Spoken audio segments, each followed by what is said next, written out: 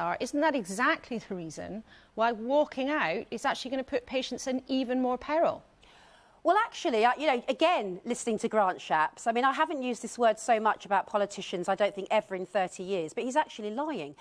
The idea that he is saying that ambulance workers did not do minimum cover in the dispute is an absolute, utter lie, and it's important that we rectify that this morning. That is not true.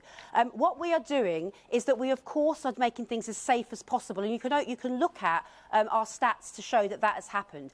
But on a daily basis, this government is putting people's lives at risk. We've got 500 people dying in a single week just waiting for ambulances, and that's outside other pieces. They need to come to the table. Where is Rishi Sunak?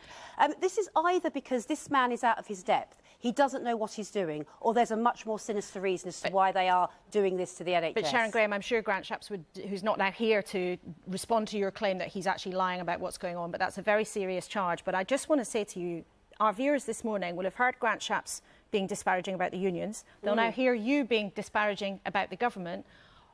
Surely both sides could do the public a favour, cool things down and sort it out. What are you doing to actually try and make that happen? Well, look, it's really difficult. Laura, in 30 years of negotiating, I've never seen such an abdication of responsibility in my entire life. Rishi Sunak is the CEO of UK PLC.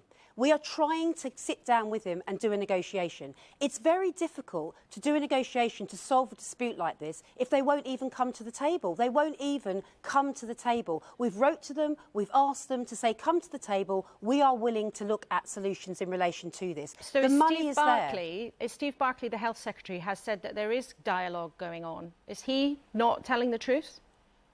He's not telling the truth, Laura. I can tell you categorically that there has been no conversations on pay whatsoever with Rishi Sunak or Stephen Barclay about this dispute in any way, shape or form. They've danced around their handbag, danced around the edges, but they will not talk about pay. And to me, that is an abdication of responsibility. The dispute is about pay. So how can they say they're in talks? Talks about what? What are they in talks about? But are there talks at other levels? Sharon Graham, are there other talks at other levels with other ministers or government officials? Or are you telling our audience this morning that on the eve of the biggest health strike in history, there is zero conversation between anyone in your union and anyone at all speaking for the government?